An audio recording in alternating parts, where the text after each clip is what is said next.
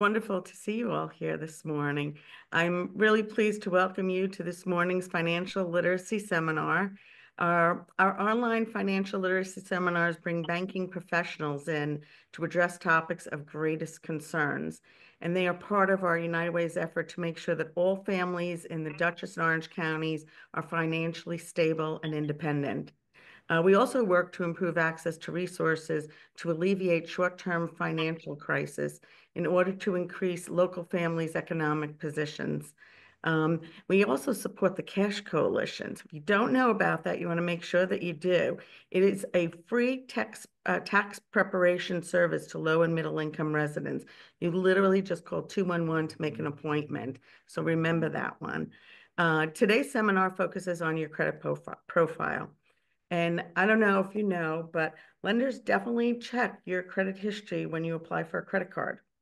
And also, did you know that you might miss a lower interest rate on a mortgage and end up paying more during the term of a loan, depending on your credit?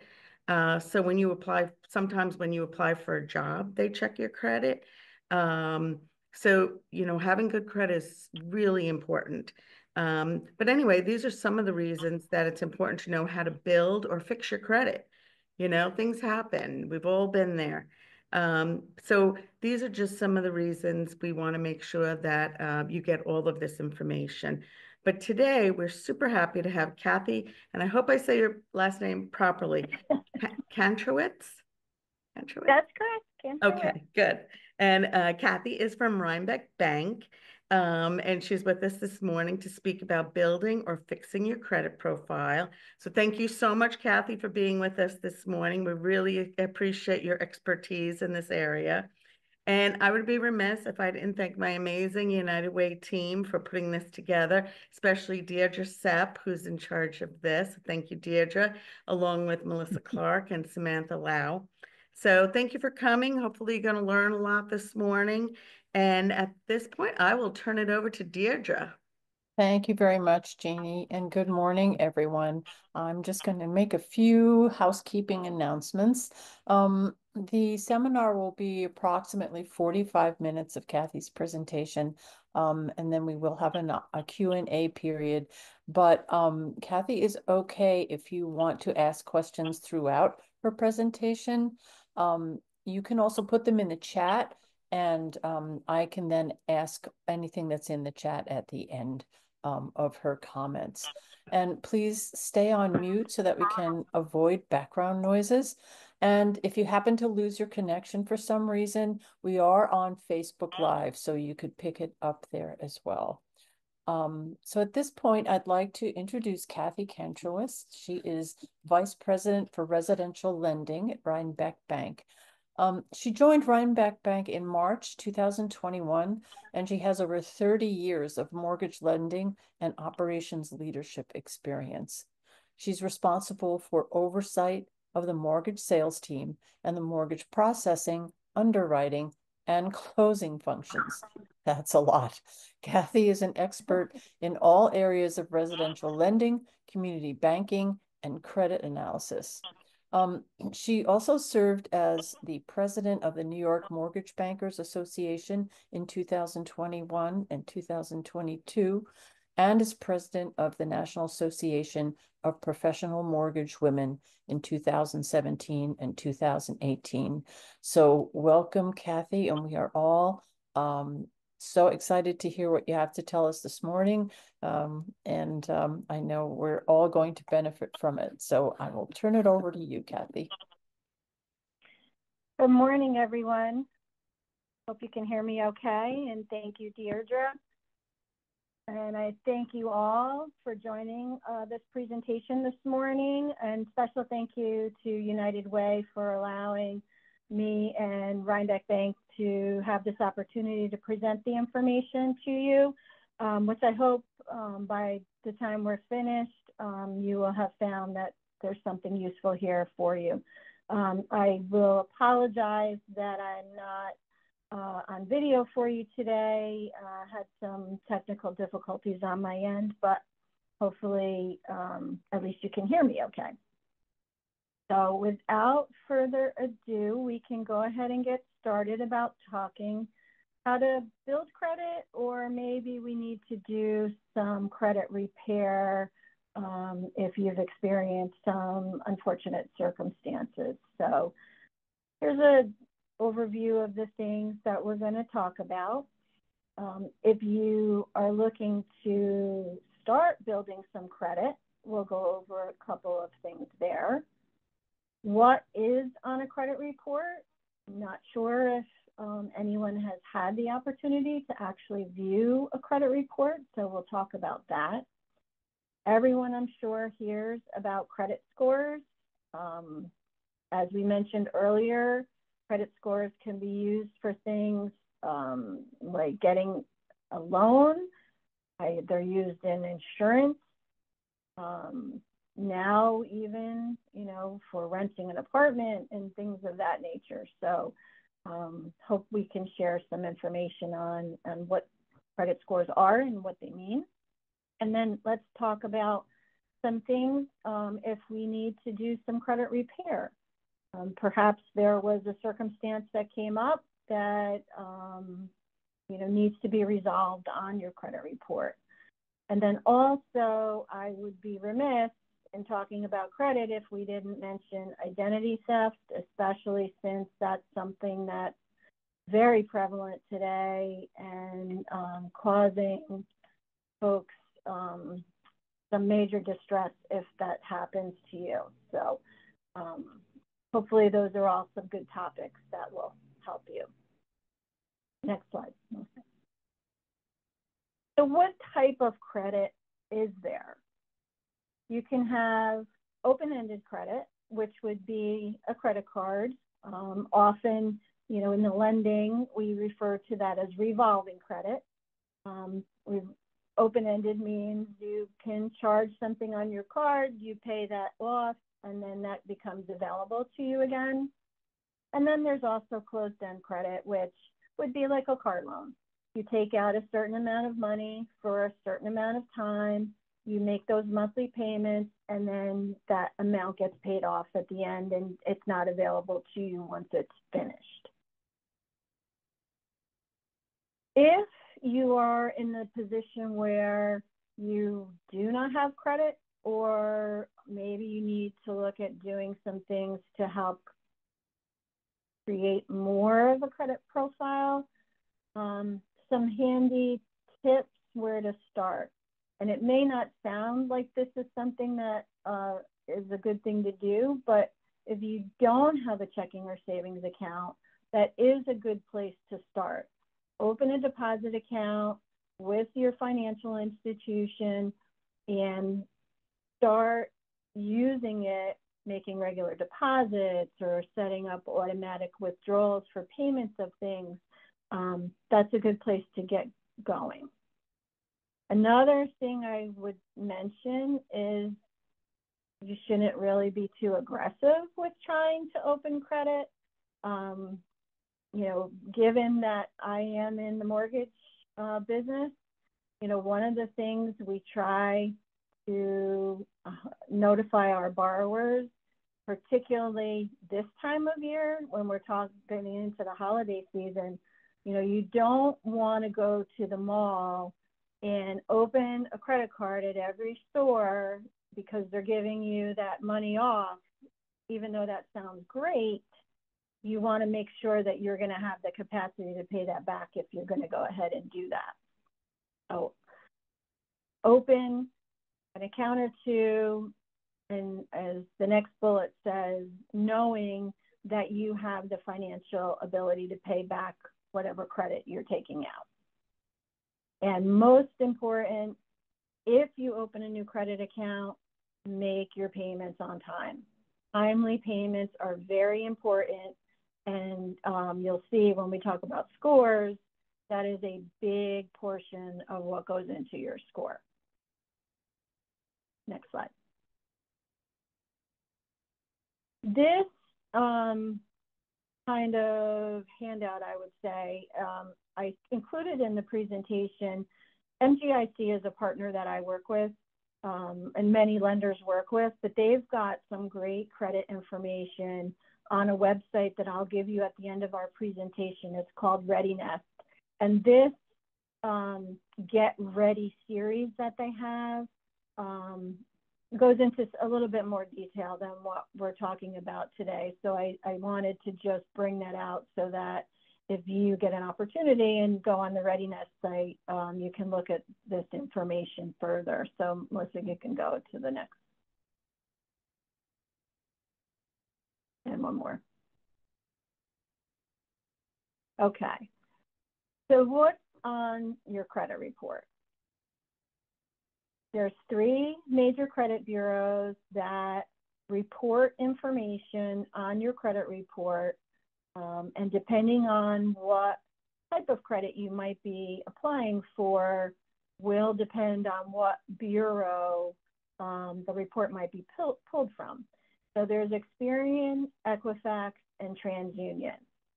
Typically, I would say Experian is probably the more popular of the 3 and the most utilized credit. Experian is generally used by many of the auto dealers. There's a particular type of Experian credit report that car dealers use. Equifax and TransUnion can also be selected independently. In a mortgage situation, I can tell you that we pull credit that's merged from all 3 bureaus.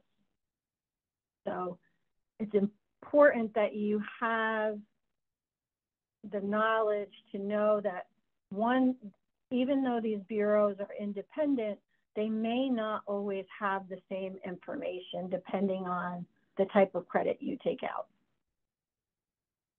So what's actually on your credit report? Personal information such as your name and address, your social security number, of course, because most of us are not able to obtain credit unless you have a social security number. There's also public information. And what I mean by public is if you have an adverse event such as a bankruptcy or a tax lien, it is potentially recorded in the county clerk's office of where you reside. And if that happens, then that becomes public because anyone can go search county clerk records to see this information.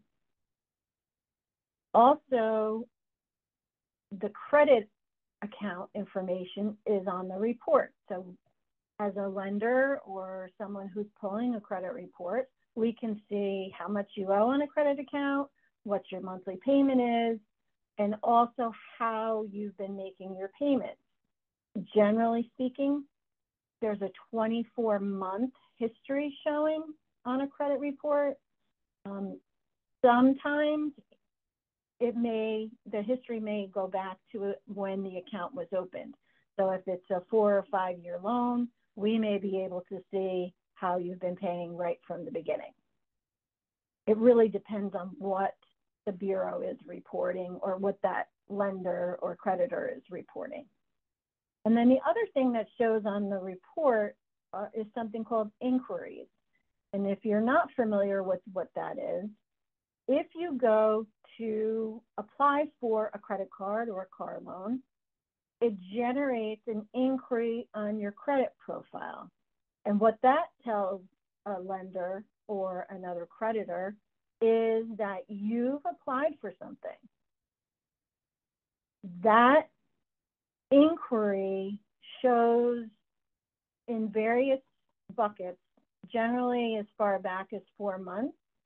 And when we look at that, we say, there's an inquiry here, multiple car dealerships is a popular inquiry that we see if you're shopping for a car.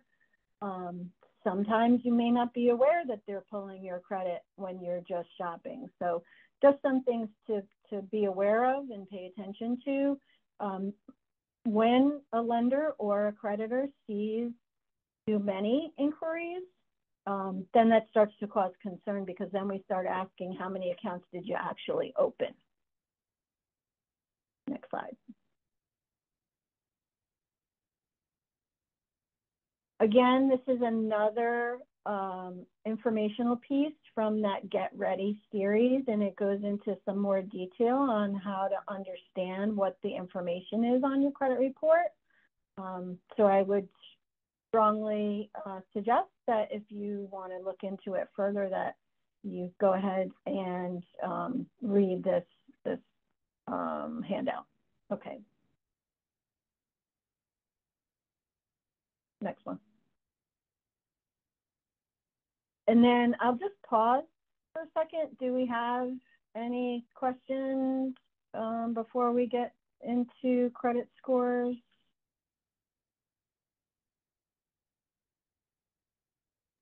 I don't see anything in the chat as yet, Kathy, but I was wondering, you don't have to give permission for creditors to access your credit profile, or do you? Yes, you should be. And sometimes, depending on conversational things that happen, the creditor may assume that because you're asking certain questions, you're okay with it. But if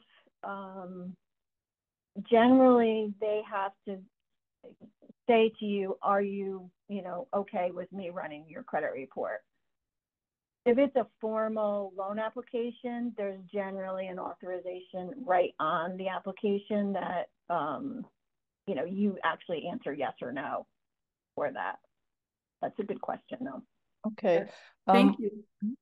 We do have a Thanks. couple of raised hands as well. Yeah, we have a question from Jania and we have a comment from Linda. So Jania, do you want to go ahead and ask your question?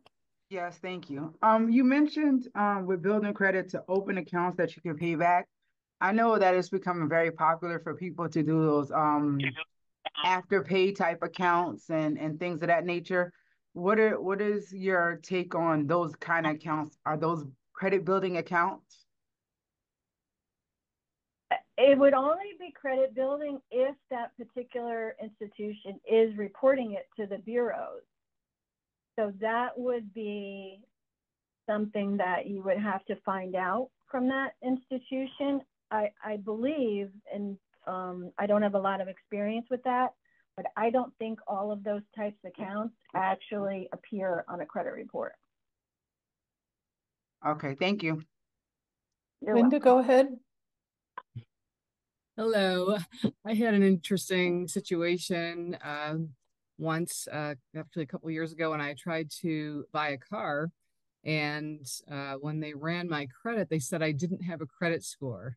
And I have student loans, and I've been, I had credit cards for many years, and I couldn't understand why this was happening. And I wrote to Experian, and they kept replying back that I had no credit or no credit score. And I found out that several of the credit cards I shared with my husband had his name as the primary on the account. And so I was getting no credit for any of, like credit for the payments that were being made. And since I hadn't had my own credit card in my own name for over a year that I used personally, even though I had student loans and other things that I was paying, when the auto shop ran my credit report through Experian, they were saying that my credit score was zero. I didn't have a credit, I didn't have any credit. So I had to open up a card in my own name and start using it to build my credit back up. And now my credit's in a very good stage. But I just wanted to share that experience because it was shocking to me I'm like, my husband and I have been paying credit on certain things for years. Like, what is the problem? And it was because he had been listed as the primary and I was a secondary, that it wasn't being recorded that I was part of that equation. So it's important to have one or two accounts minimum if you're in a situation where you share cards or that kind of thing with spouse or children or whatever partner, that you have some that are in your name primarily so that you're getting that credit. Just wanted to share that experience. Yeah, that's a good point, because you could, there's different ways to set up credit. You could have an individual account where you're the primary person. You could open up a joint account where you're the primary and somebody's secondary. In your example, I'm going to guess that you were probably an authorized user on that account.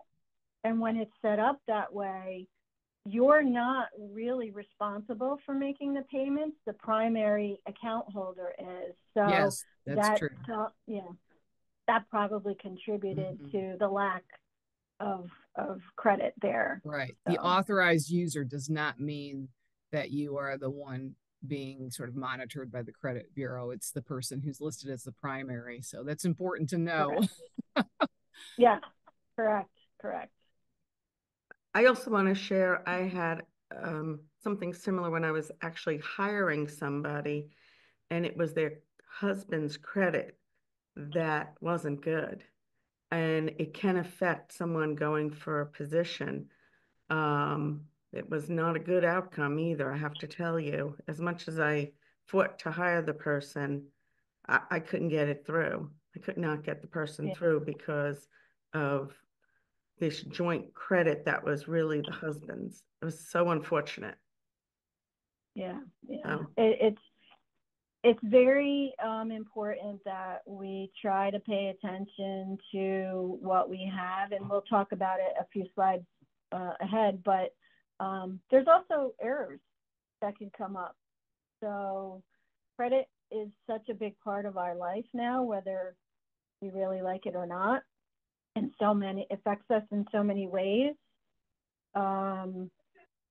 It's just, something we really need to pay attention to.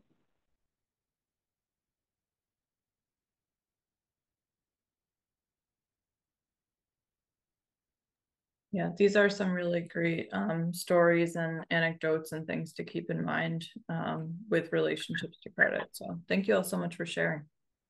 Should I move to the next slide, Kathy? We do have another question.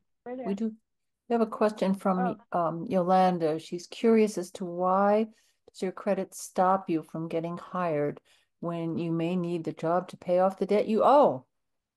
Good question.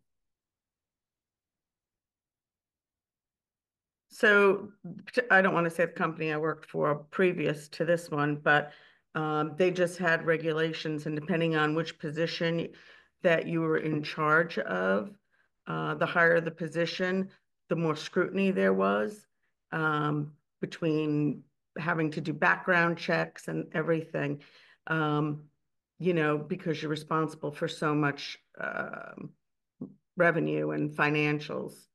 It was just what they have. I mean, even for me to get hired here, I had to go through a bunch of background checks. So it's just the nature of business. I'm not saying it's right or wrong. It's just what it was.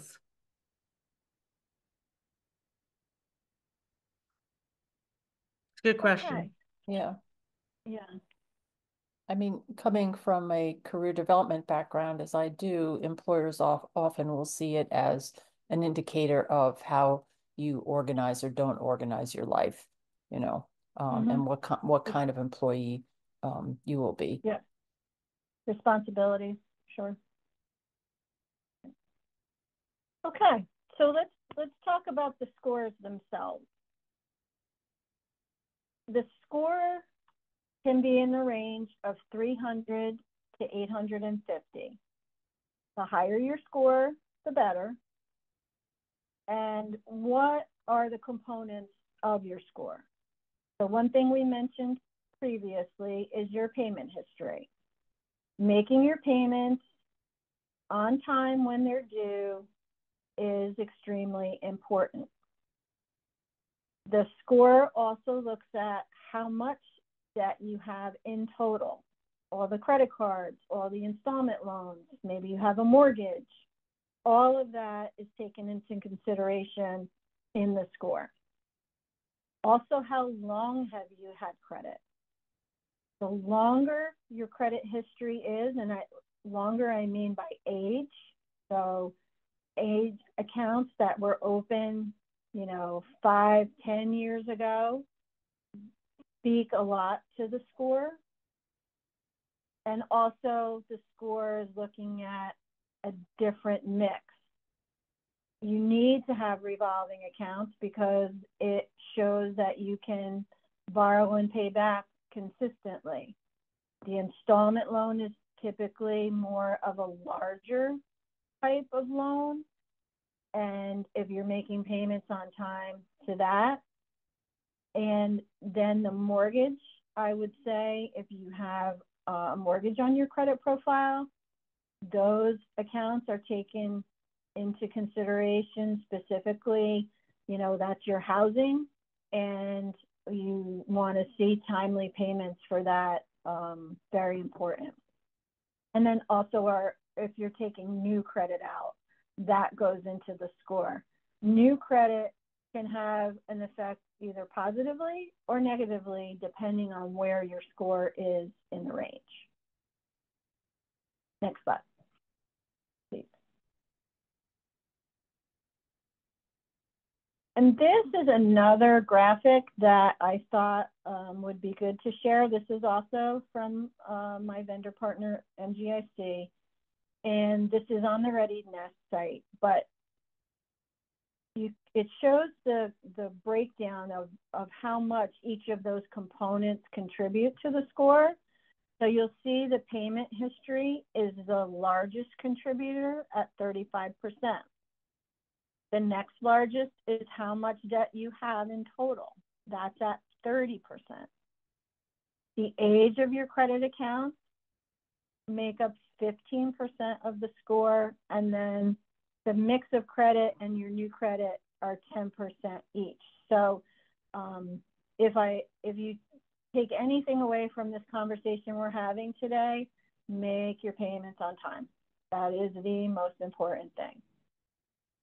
And then it also gives you a little grade as far as where your scores are in the chart. So if you've got an 800 or better credit score, that would be very excellent. And then if you're less than 580, that might not be as desirable. So again, important to know kind of where you stand in the credit score range. Next slide, please.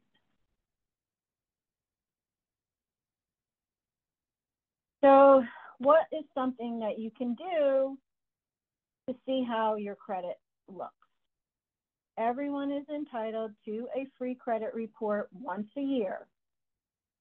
So annualcreditreport.com is a site that you can go to request that you get a credit report sent to you. This would give you an opportunity to look at all of your credit accounts. And one of the things that I would say is sometimes we're unaware that there might be errors on the credit report. Perhaps you had an account where it went to collection or something like that, but you paid it off.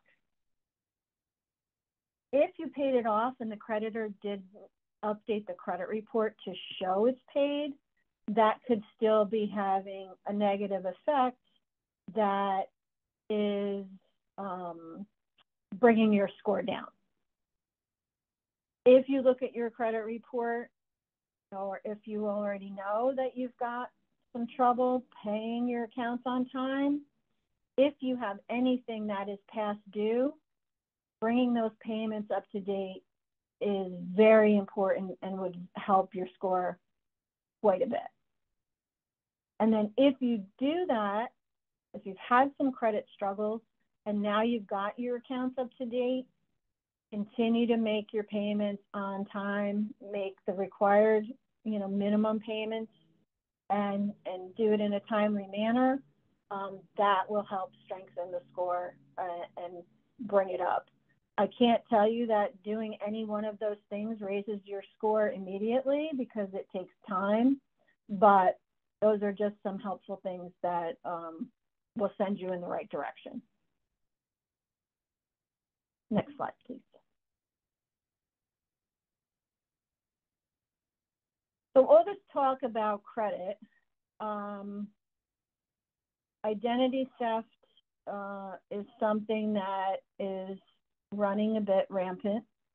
And unfortunately, there have been many folks who have been subject to identity theft, and just some things to be aware of.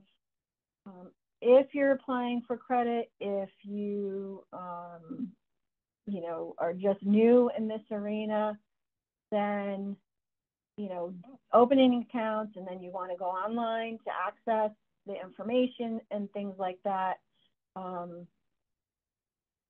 Protect your information as much as you can. You know, don't give out account numbers. Certainly do not share your social security number with anyone. Even be careful with information you may be posting on social media. You know, hey, I bought my new car at such and such dealership and took out a loan with, you know, Rhinebeck Bank. And, you know, you just want to be aware of information that you're sharing, because there are bad actors out there who are looking to capitalize on even the most innocent things that you think you might be saying. For any online accounts that you may have and are using, make sure you're using strong passwords.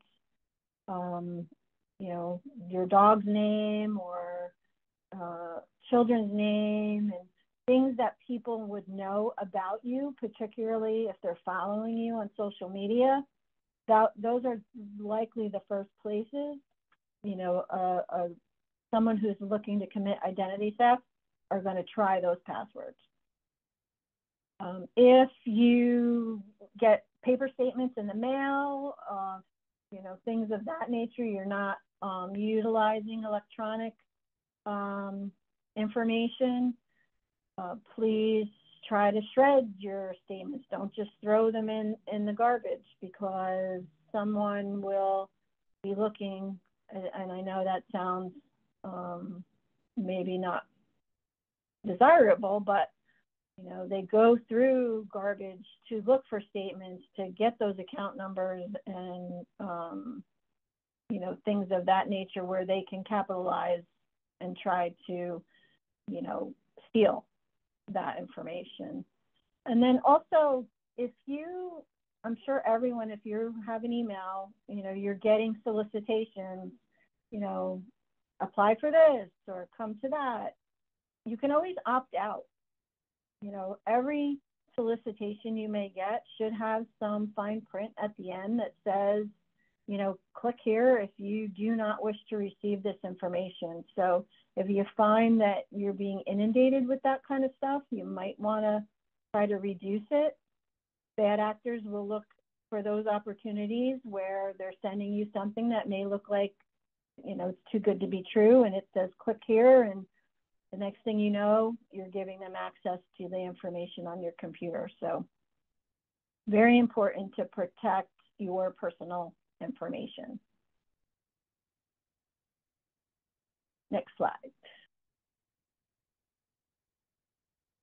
And this is a nice further explanation of some of those things and some tips that you can do to protect yourself. Next slide, Melissa, we can skip to 2. And one more. Okay, so we're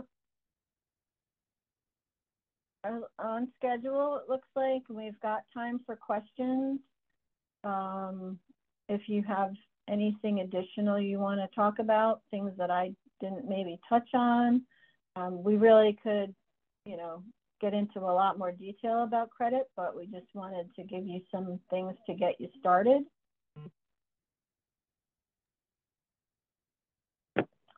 Anything in the chat, Deirdre? No, there isn't anything in the chat. But I have a couple of questions. One is, if is carrying a zero balance on your credit card, does that help to build credit, or does it do the opposite? I have a lot of credit cards that I haven't used in years. Yeah, so here's going back to what we saw as far as what makes up your credit score. Timely payments is the biggest portion of your score. So if you have accounts that you're not making payments on, which means they have zero balances, it's a good idea, and I know sounds crazy, but make a small purchase and pay it off so that there's some activity on that revolving account. One of the other things I didn't mention when we're talking about, credit mix and the type of accounts that you have, another thing that's looked at is when you have open-end credit, which are credit cards, what is the amount of total balances you have open on your credit cards versus what your line of credit available is. So people oftentimes think that, oh, I have this credit card that I haven't used in a long time, I'm going to close it. That doesn't necessarily help your score, because now it's taking away that available credit amount and bringing your balance to available credit ratio closer together. You want to have, less than a 50%, I would say, open balance credit to what your available credit is. So if, you've got a $5,000 credit card line, $2,500 would be like where you want to go. Bringing things up to the maximum available credit line starts bringing the score down. So what you're help? saying is, or I think what you're saying is, I've got like 5 credit cards, Sears, I don't use anymore, Pennies, I don't use anymore. They're all store credit cards that I just, Lane Bryant, that I don't use. I haven't used that one in decades. So you're saying I should go on there and make a purchase every once in a while? I would say if they're small, store cards typically tend to be a smaller line of credit available. Maybe it's $500 or $1,000. Those types are not going to affect you that as dramatically. So you could close those out. The other thing to keep in mind is that those might speak to the age of your credit. So if you've got a few credit cards that are older, but most of your credit that you're utilizing is recent, you might want to hang on to those old accounts because it's going to impact the score if you close them. I'm not saying, you need to look at the whole credit profile to really see what makes sense for your situation. Now, of course, the other thing to consider is if you're not going to buy a car or buy a house or get a new apartment anytime soon, then you can, play with those accounts a little bit more. Because, you can recover any, decrease in the score that might happen. So I just paid off my mortgage. Is that going to lower my credit score because I don't have that anymore to pay on a regular basis? The initial impact of paying off any account, an installment loan in particular, is going to lower the score immediately. It will go back up, and it's not going to impact the score, drastically, but it does lower the score a few points when you pay off an account. Okay, good to know. And here are some typical questions that people have that may be of interest to the audience. One is, how long does it take to see, if we're doing these things that you're recommending, how long will it take to see an improvement in our credit score? So one thing to keep in mind is, particularly if you're dealing with an institution, Rhinebeck Bank, we only report once a month a credit account. So if you pay off this month, generally it's not going to get reported until next month. So I would say, rule of thumb is your credit report itself is going to take 30 to 60 days to even reflect that information. So it's going to be even after that you would start to see the effects. Okay. And I've also heard that there are credit repair companies that are supposed to help you fix your credit. Is that something that is a good thing to consider? Um, yes, I mean, I would say it's just like anything else. You want to do some research on the company itself, of who you might want to partner with to help you. You know, there are some, you know, ways to dramatically increase a score, and those types of companies will help with that. I'm not in the credit repair business, so I'm not going to say what those things are, but there are some reputable companies that do credit repair. And, you know, you're working with a counselor one-on-one to fix your specific credit profile. And generally there is a fee associated with that to do that too. Okay. So, if people wanted to know the reputable ones that you are aware of, could they ask you that question? Yeah, I mean, certainly I've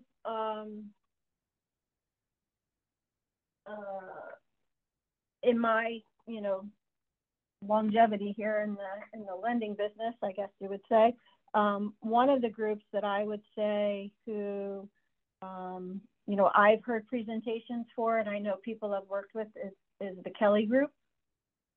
And Jeannie Kelly has been on, you know, like the Today Show, and, you know, she's a pretty well-known credit counselor.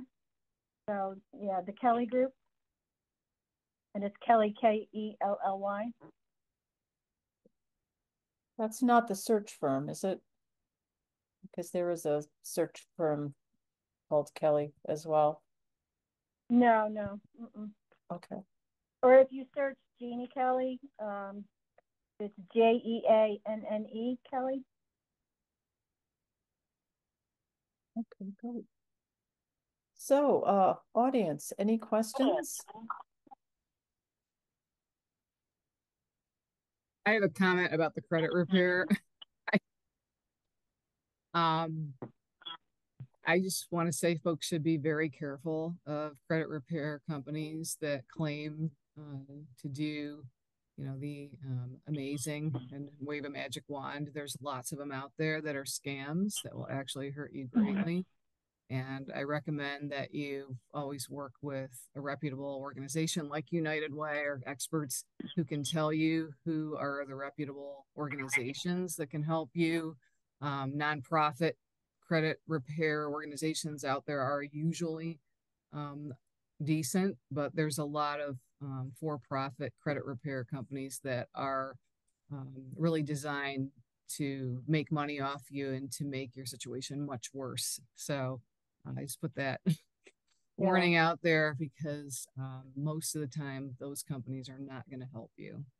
Yeah. The timely payments and changing your spending habits are really what's going to make the impact in the long run.